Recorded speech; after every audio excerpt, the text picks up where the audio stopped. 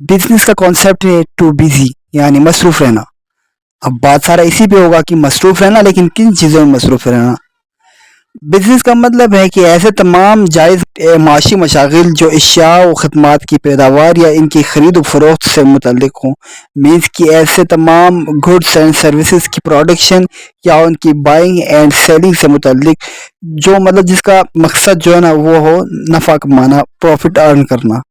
तो आइए हम इसकी डेफिनेशन देखते हैं। Any legal activity carried on with the intention of earning profit is called business, यानी कोई भी कानूनी सरगर्मी जो नफ़ा कमाने के गर्ज से अमल में लाई जाए, कारोबार कहलाता है।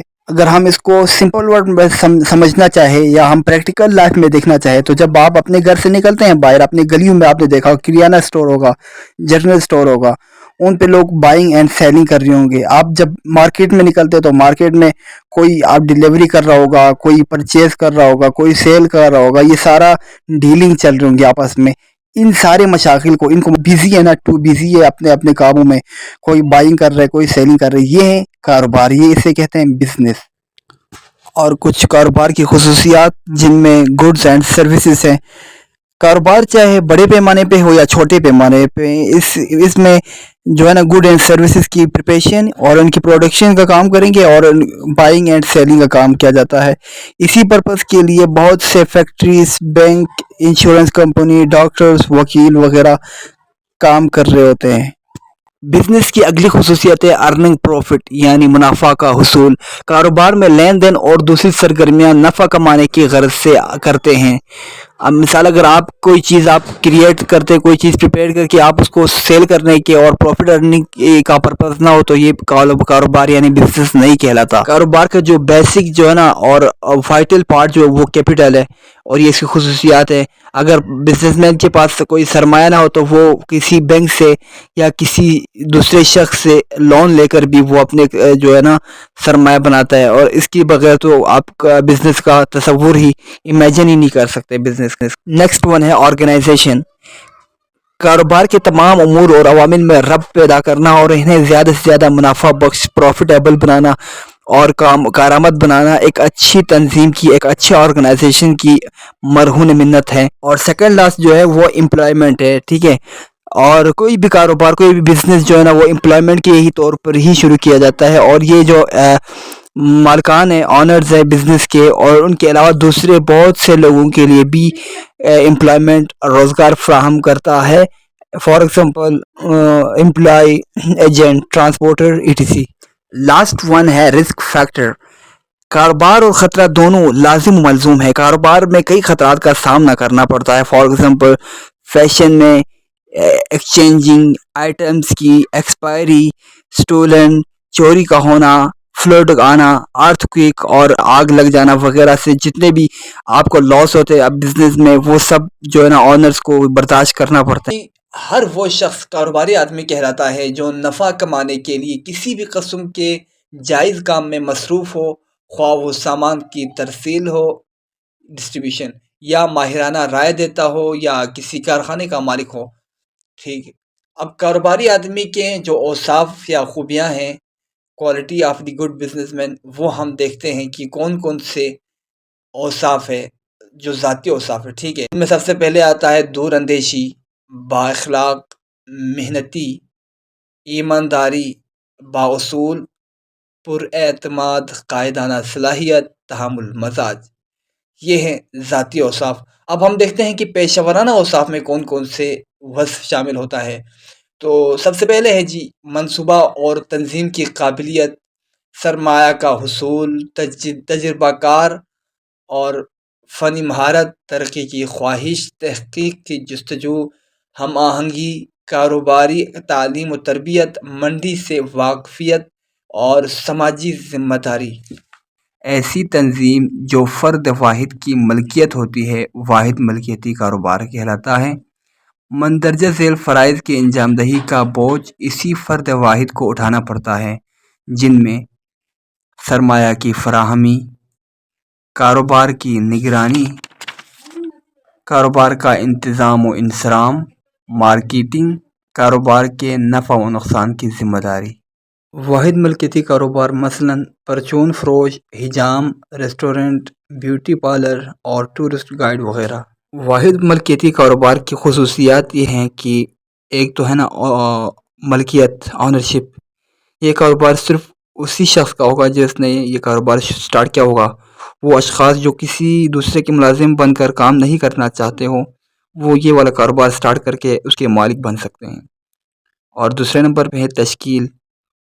واحد ملکیتی کاروبار کے رجسٹریشن کے لیے کوئی خاص قانون نہیں بنایا گیا، اس لیے اس کاروبار کو کسی قانونی کارروائی کیے بغیر شروع کیا جا سکتا ہے، یعنی اس کاروبار کی رجسٹریشن قانونی طور پر لازم نہیں ہوتی، اس لیے کاروبار کی تشکیل دوسرے کاروباروں کی نسبت بہت آسان ہوتا ہے۔ اور تیسرے نمبر پہ ہے سرمایہ۔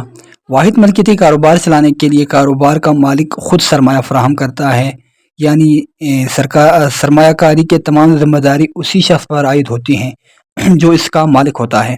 یہ سرمایہ نقد یا اشیاء یا مختلف اثاثہ جات کی صورت میں فراہم کیا جا سکتا ہے، مطلب جو بھی آپ کے بزنس میں شامل ہوتا ہے، تاہم ضرورت کے وقت مزید سرمایہ کی کمی کو قرض لے کر بھی پورا کیا جا سکتا ہے۔ اور چوتھے نمبر پر ہے کاروبار کا انتظام۔ واحد ملکیتی کاروبار کا انتظام فرد واحد یعنی مالک کے ہاتھ ہوتا ہے، وہ اکیلا ہی کاروبار کے لیے پالیسیاں ترتیب دیتا ہے اور ان پالیسیوں کو عملی جامہ پہناتا ہے۔ تاہم وسیع کاروبار کی صورت میں مالک اپنی کچھ ذمہ داریاں اپنے کسی قابل اعتماد ملازم سونپ دیتا ہے۔ اور نمبر 5 ہے جی منافع کی تقسیم۔ منافع یا نقصان کسی بھی کاروبار کے جو نا کامیابی اور ناکامی کی نشانی ہوتی ہے۔ واحد ملکیتی کاروبار میں تمام منافع واحد آجر یعنی جو آنر ہے بزنس کا اسی کا ہوتا ہے، کیونکہ تمام تر سرمایہ اسی نے اپنے جیب سے دی ہوتی ہے اور اسی کا واحد منافع کا حقدار وہی بندہ ہوتا ہے۔ اور نقصان کی صورت میں وہی آنر اکیلا ہی اس کی ذمہ داری جو ہے نا وہ اٹھانا پڑتا ہے۔ شراکتی کاروبار کی تعریف اور اس کے اہم نکات۔ تھامس کیا کہتے ہیں شراکت کے بعد کیا ڈیفائن کرتے ہیں؟ ایسی تھامس ڈیفائن کرتے ہیں شراکت کو کہ شراکت دو یا 20 افراد کے انجمن ہیں جس میں یہ افراد نفع کمانے کے مقصد کی خاطر اکٹھے کاروبار کرتے ہیں۔ ایل ایچ ہینی کہتے ہیں کہ شراکت مختلف لوگوں کے درمیان ایسا تعلق ہے جس کے تحت یہ لوگ منافع کمانے کی غرض سے کوئی کاروبار بزنس رن کرتے ہیں۔ ان شارٹ کی قانون شراکت داری کے ایکٹ 1932 کے سیکشن 4 کے تحت شراکت ان لوگوں کے درمیان رشتہ داری کا نام ہے جو ایسے منافع کی تقسیم کے لیے رضامند ہوتے ہو جسے سب مل کر کوئی ایک سب کے نمائندگی کی حیثیت۔ شراکت کے جو نا اہم نکات مندرجہ ذیل ہیں۔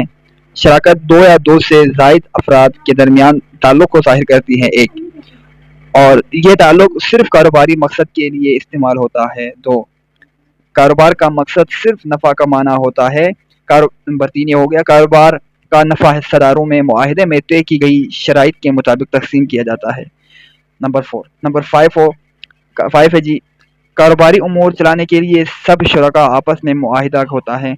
نمبر 6 ہے معاہدے کے تحت سب شرکاء کاروبار میں حصہ لے سکتے ہیں اور بعض حالات میں کوئی ایک حصہ دار سب حصہ داروں کے نمائندے کے طور پر کاروبار رن کرتا ہے۔ جب دو یا دو سے زیادہ افراد کسی قانونی کاروبار کو چلانے کے لیے آپس میں ایک معاہدے کے تحت اپنا حقوق و فرائض کا تعین کر لیں تو اسے شراکت کہا جاتا ہے بیسیکلی۔ بٹ ہم یہ دیکھیں گے کہ کیوں جب واحد ملکیتی کاروبار کے ہوتے ہوئے کیوں ہم نے شراکت کرنا پڑا؟ تو شراکت اس لیے کیا کہ ملکیتی کاروبار میں کچھ خامیاں تھیں، جن میں سے ایک ہے سرمایہ کی کمی۔ اکیلا ایک بندہ اتنا سرمایہ افورڈ نہیں کر سکتا۔ نمبر 2 ذمہ داری کا بوجھ۔